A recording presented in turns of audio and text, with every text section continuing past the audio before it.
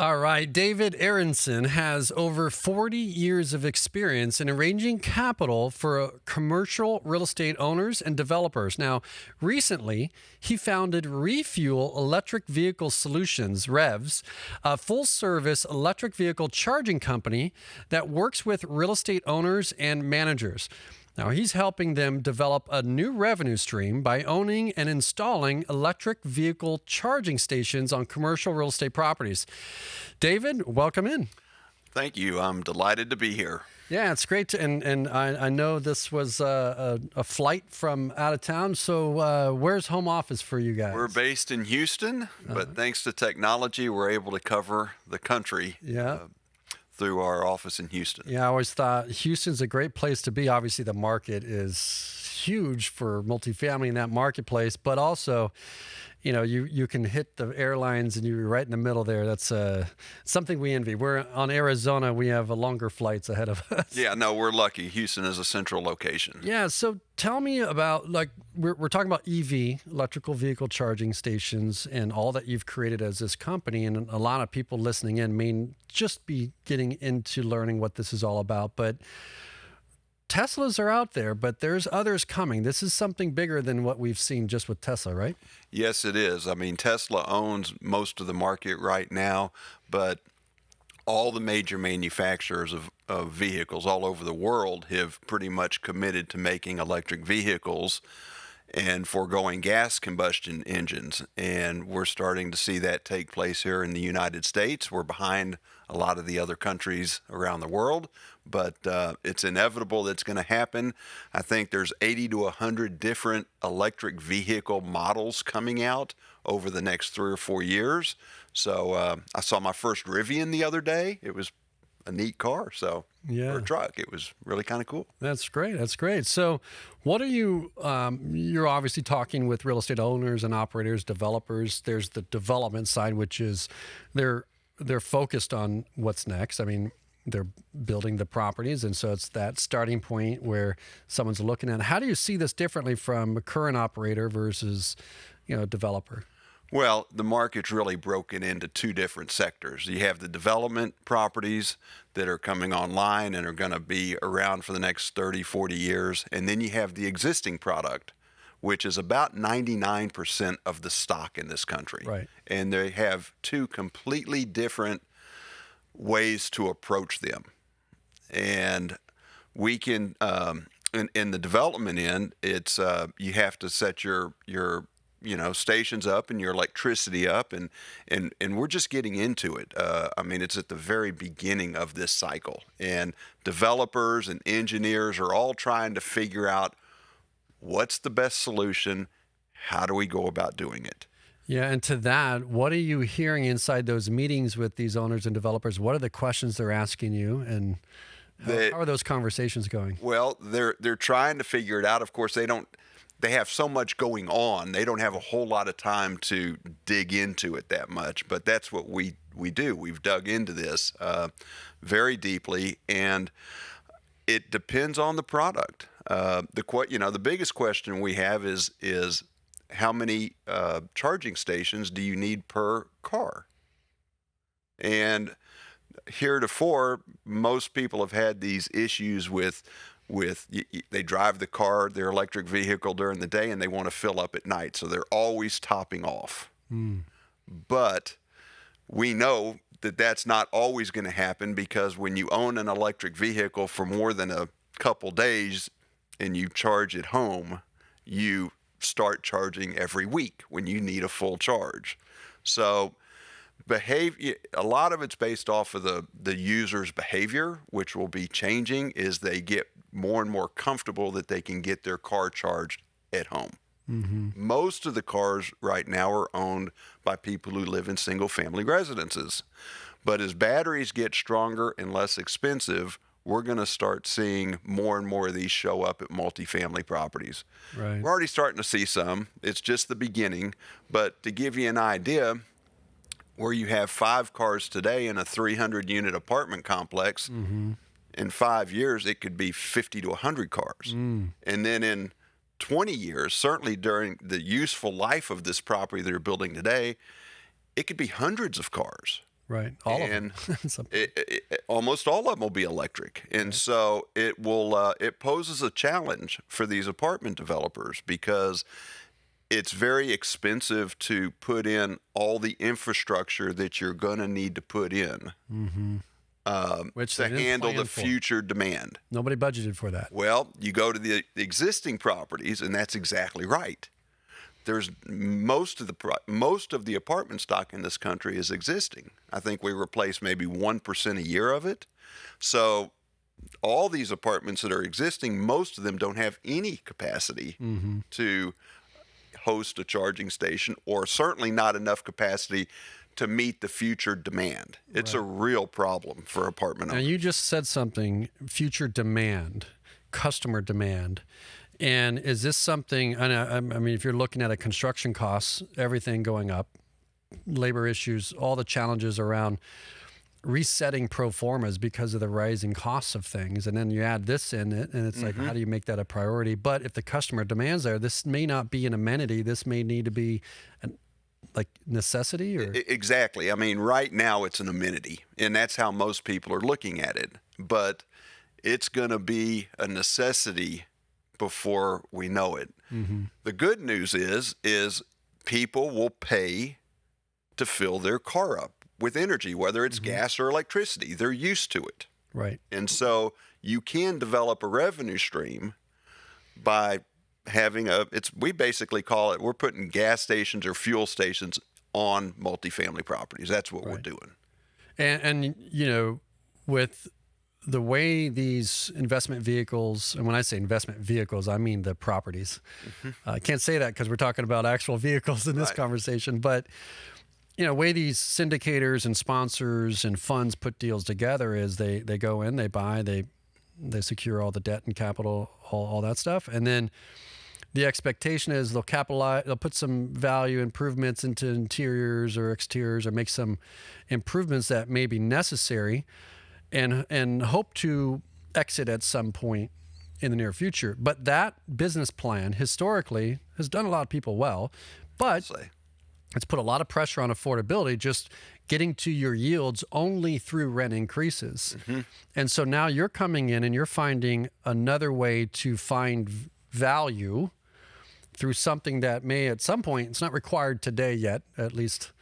Well, it depends on the state and the market that you're in. I mean, we're seeing California, the adoption level in California is more than the adoption level in Florida or Georgia, or say they're already selling over 10% of the new vehicles are electric in California, and they've put laws in and that basically will make it illegal to sell anything but an electric vehicle after 2030. Right. That's not that long from now. And that's going to impact their requirements on parking and when you build a property, I think, what is it, 10% the requirement? Every municipality, every state has different requirements, and it's so interesting to look at them because, of course, a lot of the times the people who set up these requirements don't fully understand what the impact of those requirements are. For example, we believe that one charging port can charge 10 vehicles. Not at the same time, but it's just like a gas station. You have a gas pump, and you don't need to fill up 10 cars at the same time from that pump, but you need to be able to fill up 10 cars. How fast are they actually charging? Like, do they sit on all night? Or? Well, there are 3 levels of charging. Okay, there's a level 1 charge, and that works off of the electrical plug that you have here, the 110 volt, and that'll charge 2 to 5 miles an hour. So if you drive 20 miles a day, you'll come home if you have a plug. Hopefully there'll be one at work too, though, right? Yeah, well, right. Hopefully there'll be one at work. So, but you'll plug in and you'll keep that 20 miles. You'll keep your tank full. Okay, but it's a very slow charge. It's better than nothing, though. The level 2 charger, which is what we advocate for most commercial deals, especially multifamily, will charge your car at 15 to 65 miles an hour, depending on the charger and depending on the car. And then you have the what they call the DC fast, which is the level 3 charge.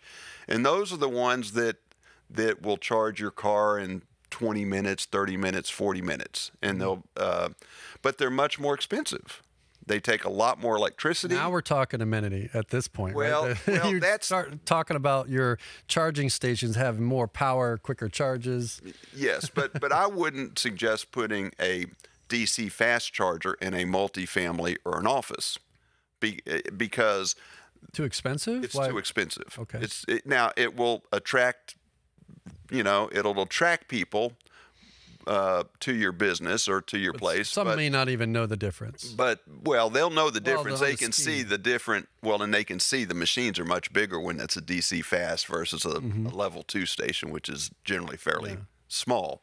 But this is what they're talking about in the Biden administration, putting up all over the freeway system, are these DC fast, so they can get people charged in 20 minutes when they're on the road. Now, of course, right now you stop at a gas station and it's 5 minutes. Right. Well, so there's still some work to do, but Right. the cars will also go 300-400 miles. It's probably not a bad idea to stop and take a 20-minute break after you've driven on Right. the road that long. Right. We want refreshed drivers, not Right. tired drivers. So how do you begin to even think through the planning of all that with all this complexity?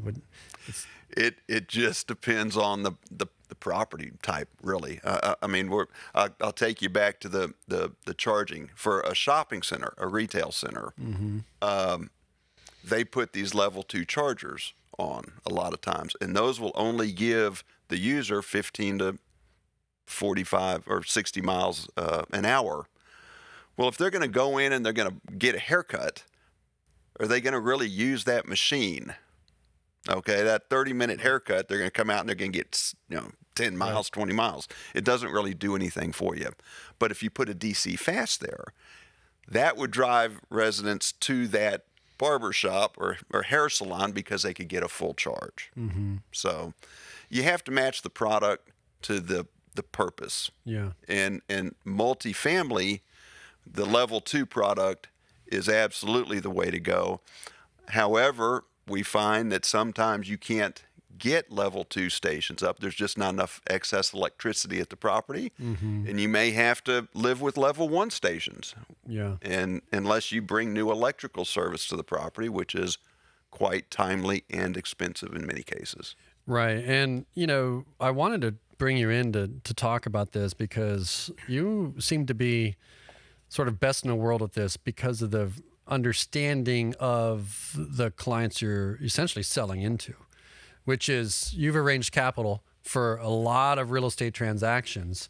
So you're seeing this as maybe a bigger opportunity than just providing an amenity here. Talk to me a little bit about your vision. Well, so you're right. I've been in the commercial mortgage banking business for over 40 years. I've arranged capital for numerous developers, property owners, lenders, every capital source that you can think of. And so because of that, I've got a unique perspective because I have a real estate perspective.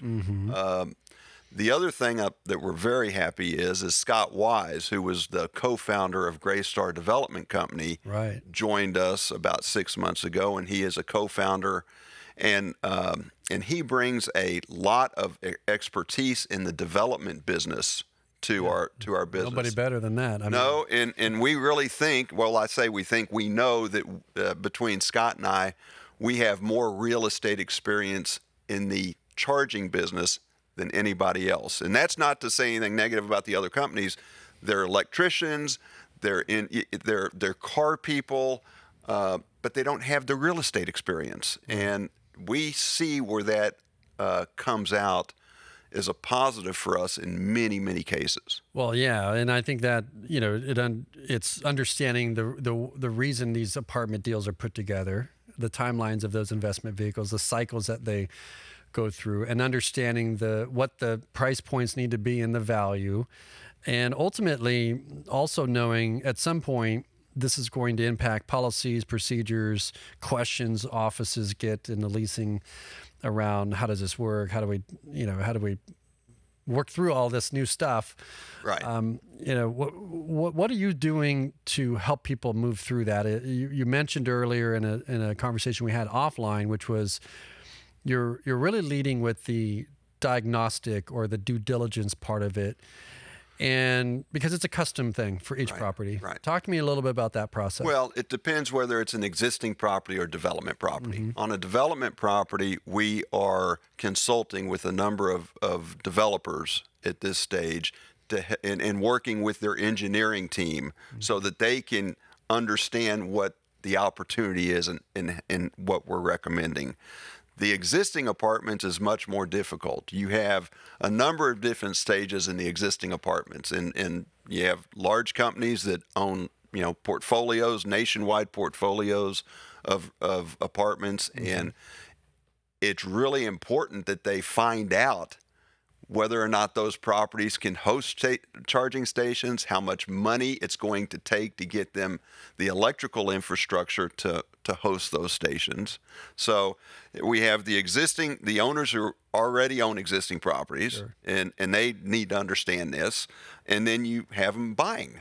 And up to now, there's really not a due diligence service that buyers can use to understand their property's capabilities to host EV charging stations. So we came up with a due diligence report just geared towards that, and that report will tell you what your electrical infrastructure is. It will tell you what can be done with it to host EV charging stations. It'll tell you how many EV charging stations you can host. And it will also tell you if there are any grants available or incentives that are being offered. And it'll give you a model of what the income potential is based off of what you're doing. And what we found, Patrick, is every single apartment project, every existing project is different. Right. No two are the same. So it's not something you can just say. Right. You can't blanket anything. It's every property is different. Well, that's where you start. And look, and you mentioned about your background and the experience with even your co-founder being real estate, understanding the deep concerns and opportunities in the industry. From a technical and an engineering standpoint, I mean, there's what the capabilities are and what the future looks like, but you come in and find the money. So tell me, where's the money in this business? Well, it's real simple. Or is there? I think there's a lot of money in this business, and the money comes from reselling the electricity. Okay. Okay, the property gets the electricity, and we put the charging stations in, and we set a rate that is in excess of what the property's paying, and we make that spread.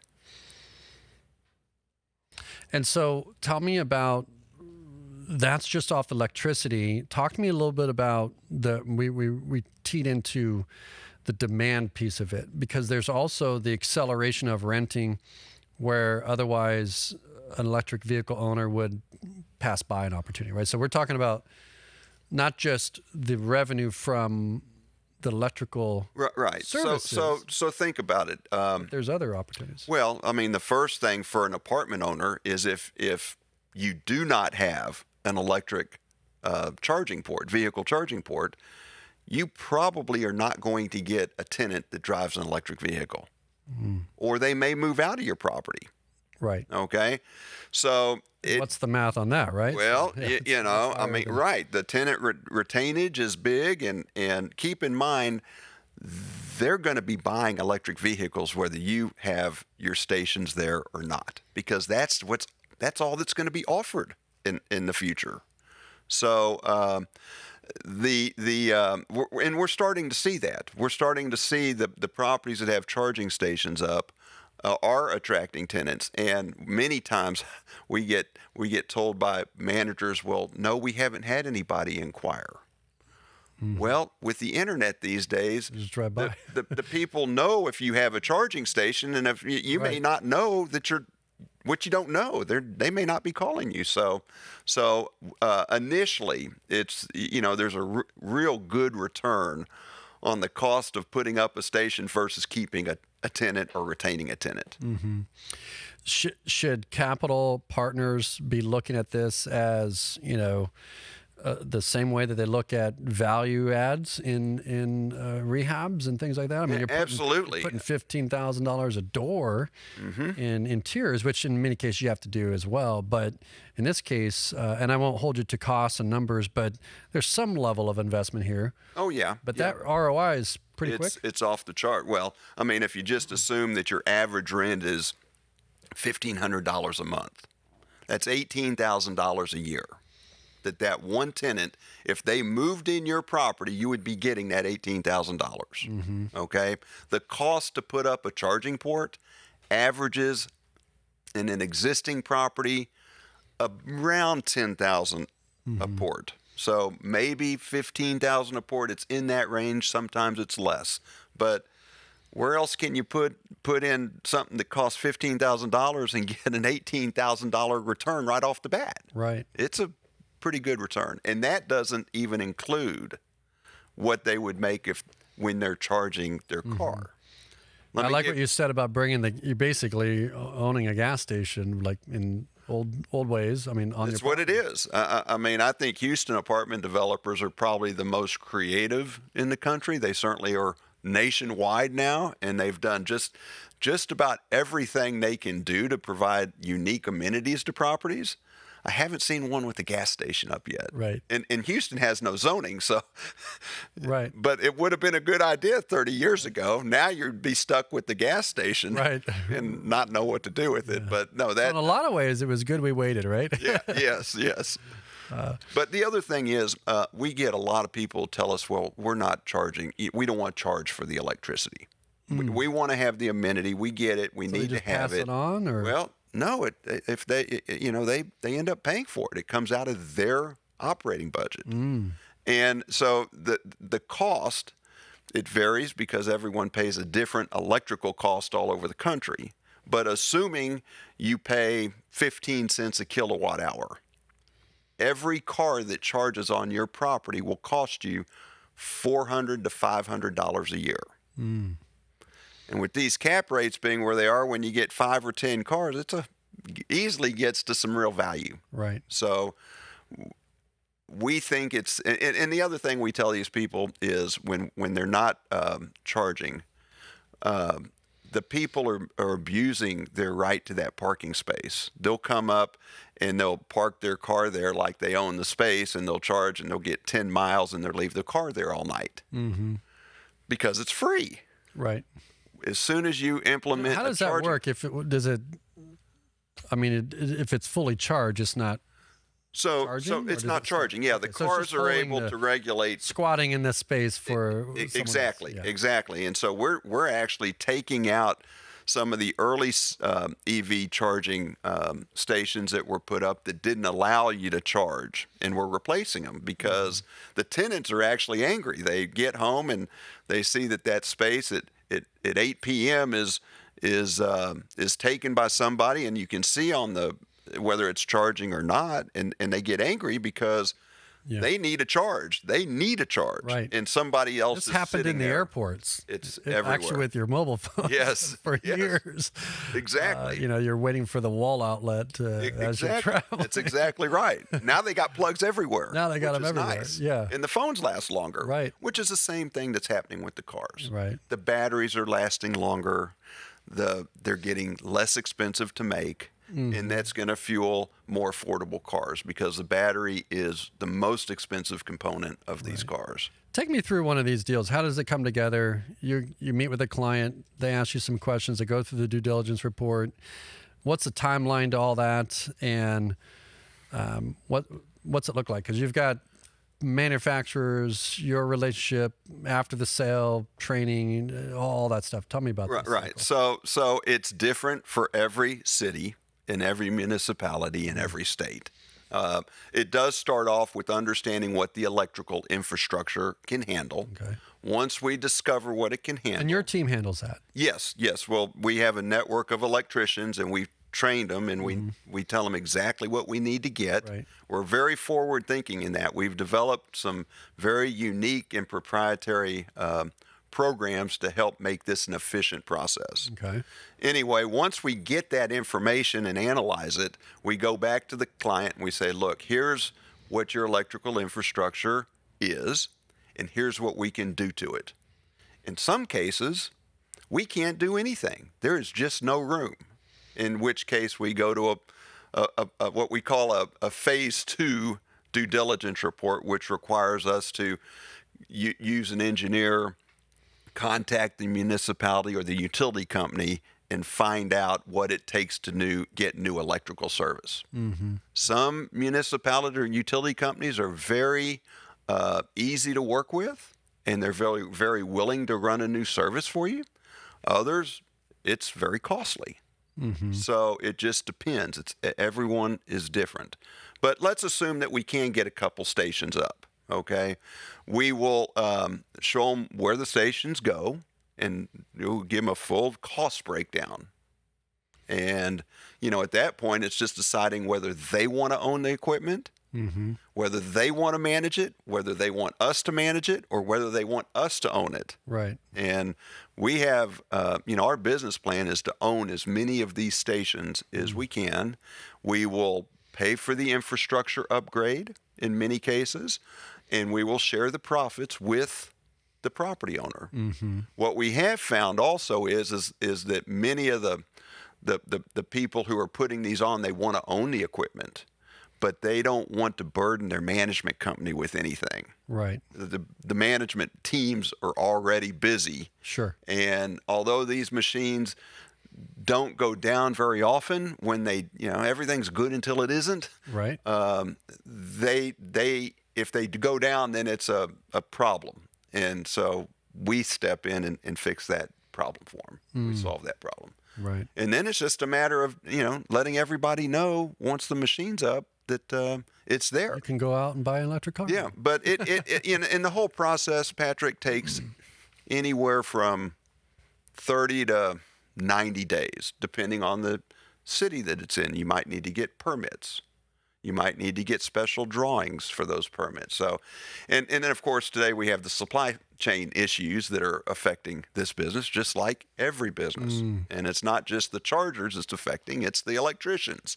They're having a tough time getting Right. the panels. You know the old proverbial phrase, "a slow boat from China." That applies to this stage of the game. Right, and you're taking on moving through some of those challenges. What are you doing now, other than like things like this, to educate? What should the management company be asking? Maybe bringing value back to the owner. Hey, I found an opportunity here. The second thing is, obviously the owners will be excited about this and finding an opportunity to create more value within a property, and then at the same time, meet the, do the things where everything is going. I mean, it's clear everything is going to electric vehicles. There's a lot of investment there. What do you, if you're an executive in one of these firms, like, what are you thinking about? And well, I mean, look, a lot of times it starts off with the property manager. They may or may not have somebody come by and ask them about it, and whether they have EV charging stations. If they do have them and they're not working, that's like a resident coming in. Yeah, well, a saying, potential hey, resident or an existing resident, and they say, well, we don't have one, but we want one.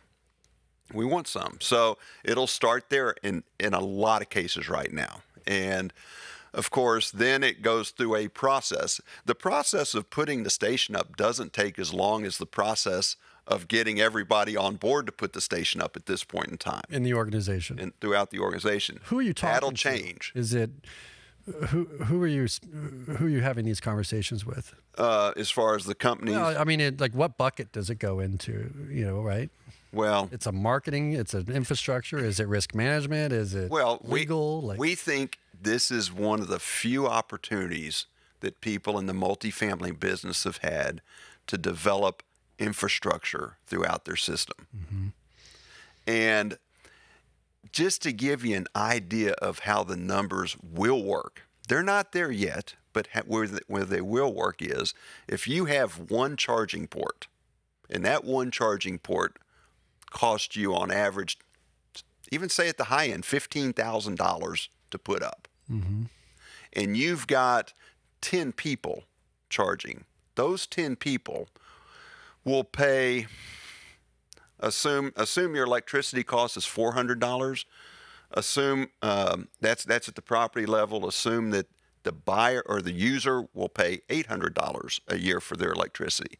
Still less than gasoline, okay? But assume they're paying $800 and you've got 10 of them. That's $8,000 from one charging port. Now you have your expenses, you have your $400 of expenses, and you have some network fees, but you're netting probably $300. Right. And that's at today's current ratios. I mean, if in 5 years there's a lot more electric vehicles. You're going to get up to that 10. Right. So these machines can generate an incredible amount of revenue. And it will over time. The challenge right now is a lot of property owners don't understand it. They don't know. They don't know what they don't know. Right. We've been told many times by the largest apartment owners and managers in the country that this sounds like such a great idea. We get called on by vendors for just about everything. We're the first to call on them with this program. Right. That's where we are in the industry. And so the industry's trying to figure it out. And, when I got into this business a little over a year ago, year and a half ago, we started REVS a year ago. I looked at all the product. I'm an old mortgage banker, and I'm a mortgage banker that grew up in Houston, Texas in the 80s. And there's only about a couple of us left because everybody else was not around. Houston was a incredibly difficult market. There was no capital. And I learned that I had to be a forward thinker. And I also learned that I had to solve problems for people. Back then, the problem was no money. Right. How do you get anything done with no money? So I survived Houston, and we're seeing the same thing in this industry, okay? The problem in this industry is people don't really know. And so when I started getting into the industry, I immediately called around to all the manufacturers. And I asked them what products were available, and I educated myself. And I found out real quickly that there's a difference in what they call these level 2 charging stations. The first generation of level 2 charging stations could only charge a car at 7.2 kilowatts. And that was okay because all the cars that were out, that's what they accepted. But now what's going on is the chargers are getting stronger on these cars. And if you only have a 7.2 kilowatt charger, that's the fastest it's ever going to charge. I found out that there were some companies making stronger chargers. And I developed my business plan around putting these stronger chargers in because a stronger charger, and the strongest ones on the market are 19.2 kilowatts. Okay. And if I have one of those chargers or the electricity coming to that charger, I can do a lot more. I can add more stations to that one circuit that I could with the smaller one. Right. And in a business where you're going to have a lot of demand, which is people wanting to use these stations, and not a lot of supply, you need to get the most out of everything you can do in order to make these things successful. So we really do bring something unique and different and some knowledge. And yet people say, well, we got 40 amp circuits. That's what our engineer gave us. Right. And you ask the engineer, and the engineer says, well, that's what I did last time. More linear than... Yes. It's just an education process. Everybody we talk to, Patrick, it's an education process. Right. And you stick with them, right? I mean, that's... You sit as a strategic partner in those situations because this will evolve too, right? And I know a lot of people have made decisions on products and services that things shifted quickly for them. Is that giving people pause, or like they're kind of waiting to see absolutely. what's happening? I mean, I liken it to the laundromats. We're basically doing the laundromats that they used to build in apartments. Right. The developer would give you a room, they give you water, they give you a light, and they'd tell a third party, put the washing machines in and dryers, and then we'll share the revenue. We look at this business very similar. Okay, give us the power, we'll put the stations in, and we'll share. Take the hassle, the headache, But very recently, I say recently, probably in the last 20 or 25 years, we've had the telecom business go through this, and a lot of the people that have been in the industry a long time remember a lot of the promises the early companies made. Well, the long-term commitments to those. Right. And then 2 years later or a year later, after you had everything installed, you pick up the phone, hey, I got a problem. And they're like, well, yeah. Well, number one, they business. didn't see the streaming business coming. Right. And they didn't see the COVID, everyone's going to be working in their apartment community, stressing out broadband, right? And so, exactly. So who would have ever known that, right? So there's still some battle scars, I think, from that. So you can move through this safely, though, right? I mean, you're not putting in it, every unit, and like you can creep into this, right? Yeah. You need to develop a program. And look, if one charging port charges 10 cars, and you put up a dual station, because that's usually what you put up now. Okay. So you can handle up to 20 cars. For most properties, that's going to get you several years down the road. Right. I don't know if it's 5, I don't know if it's 3, but it will kick the can down the road. Sure. And you'll have time to figure out what the next step is. Do we need more power? Well, if you need more power, maybe we start saving for it. You start to realize the ROI and the lift. Exactly. You'll start to see the income come in. I mean, we monitor this stuff and we see, and it's, some machines we haven't had any usage on. Right. And, well, I like the convenience. Others, they just click away. Yeah. Yeah, because either that they go to Walmart to charge, and then the customer's still spending the money. Yes. Well, yes and no. A lot of retailers will give it away free to drive traffic. Right. So like Walmart may give it away for free. Right. There's other companies, there's certain companies out there that do offer free charging, but they want to sell advertising on the charging port. Right.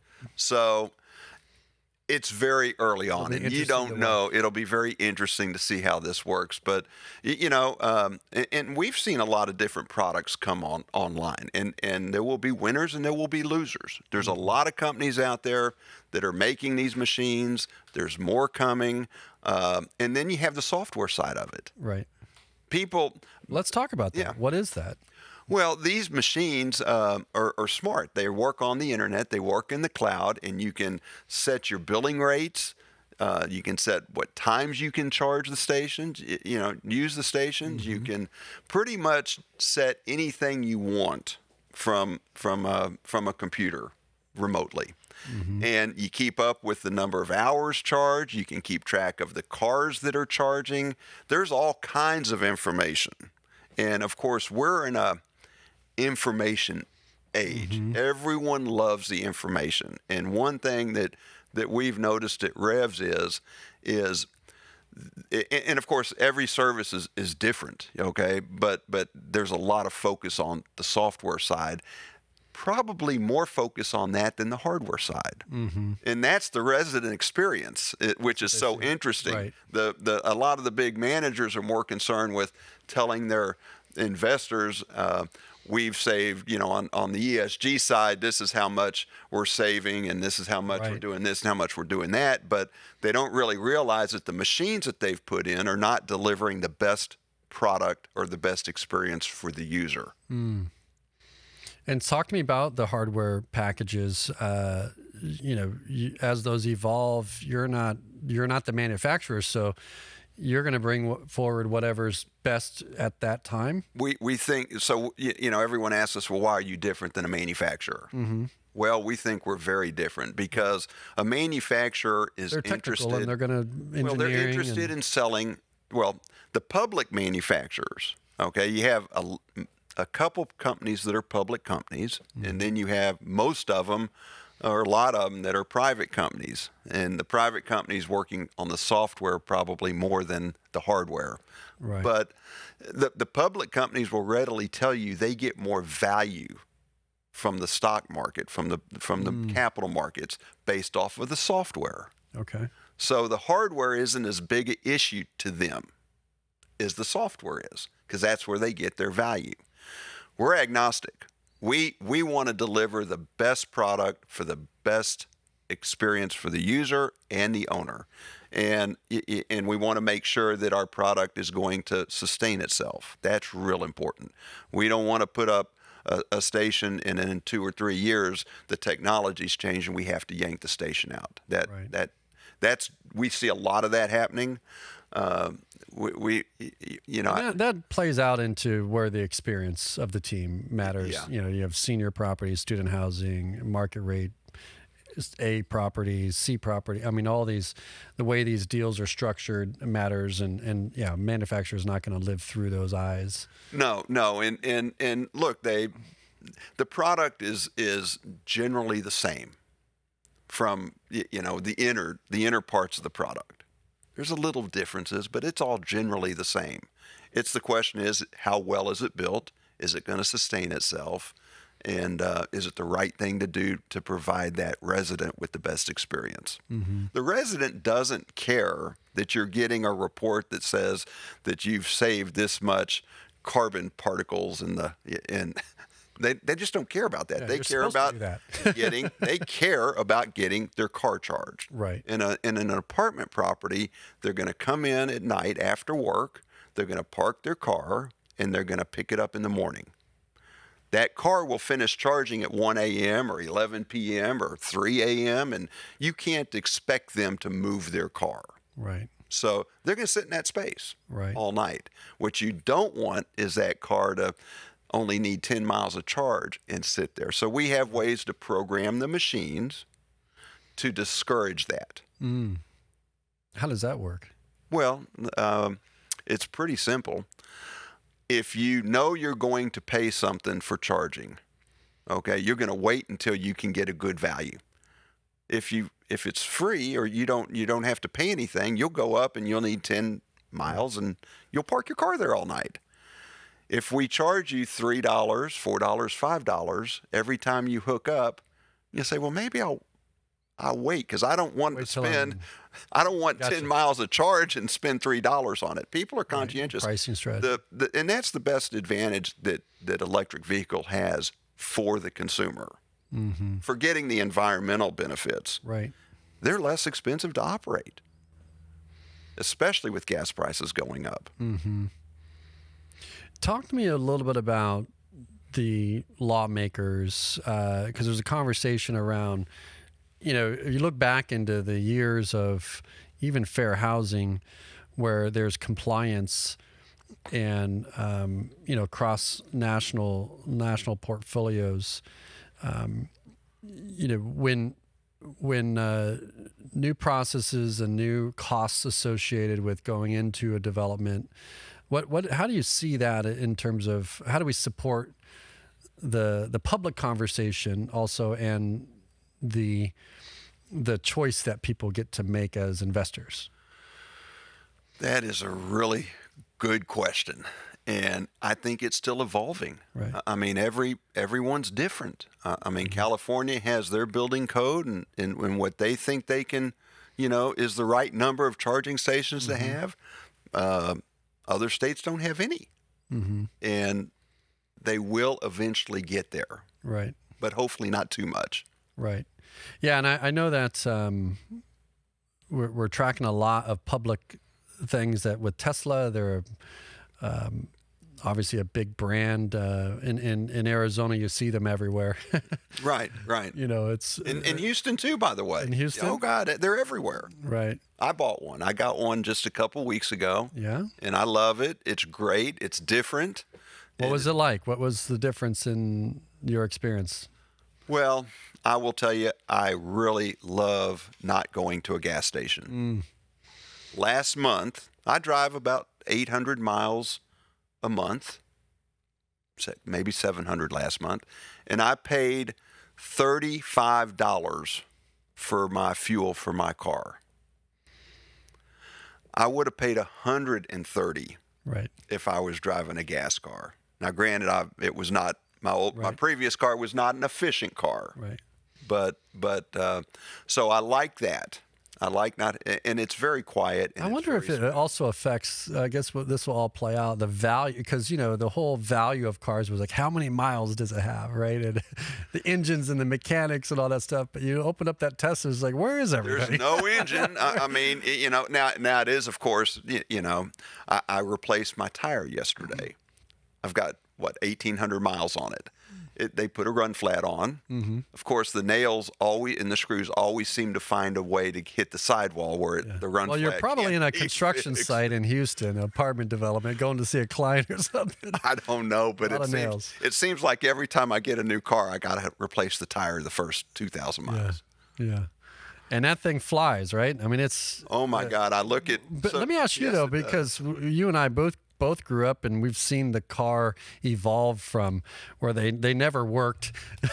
You had to learn how to fix your own cars. And then I look at, the aftermarket business around even the amenities inside the cars. Like you used to buy a car and have to go and put a better sound system in it because the car makers were not good at making sound. And then they figured out, hey, let's put Bose in here, Harman Kardon. There's some people that are really good at this. Let's let them work together and collide with a brand. And now the sound is amazing in these vehicles.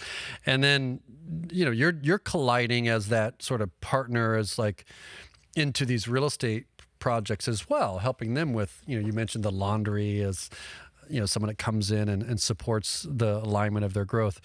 And you get in that car, the Tesla, and you look at even the button, there's less things to break. Touch a button. Yeah, touch a button to open the car instead of pulling a lever. Right. They have a wonderful touch screen, which does a million things. Right. The biggest challenge I've had on that is going to get my car washed and putting it in the right mode so the car wash can take it. I'm always slow and it's going, my wheels are spinning, but those are the least of the worries. It's a quiet car. It's fast as lightning.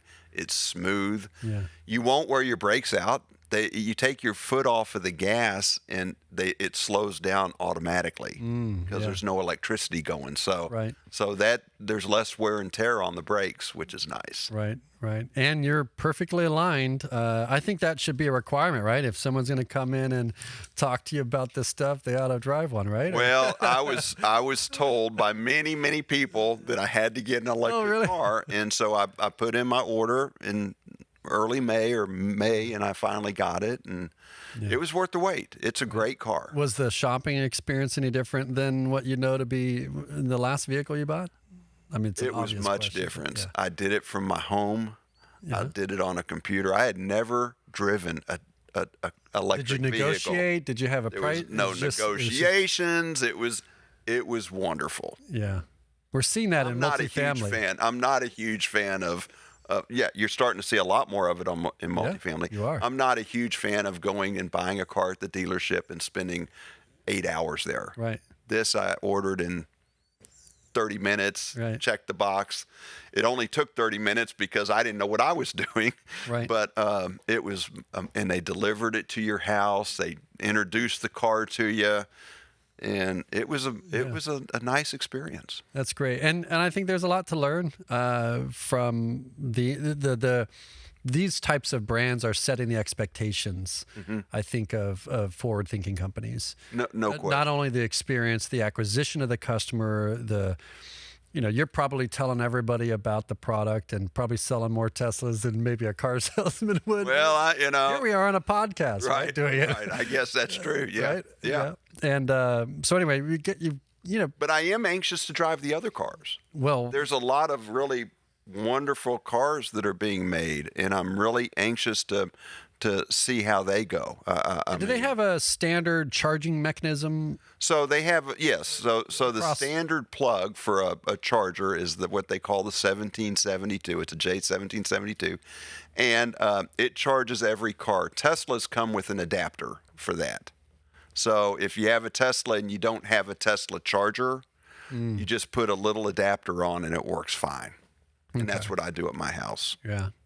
Does Tesla charge more for that, or is that just comes with the Well, the first one comes gives them with access it. Yeah, to the network of charging? yeah. The across- first one was with the car. I bought a second one because I didn't know where I would be charging when I'm out on the road. But up to now, I haven't had to go out on the road. I've just been doing city driving. Yeah, we could speculate on the growth of Tesla. I think if you looked at from 2012 to this last quarterly report, the number of cars and the vehicles that they're moving out there are phenomenal. And I think they're meeting all those expectations.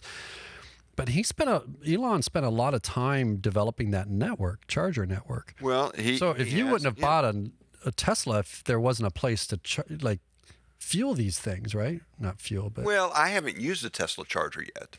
Mm-hmm.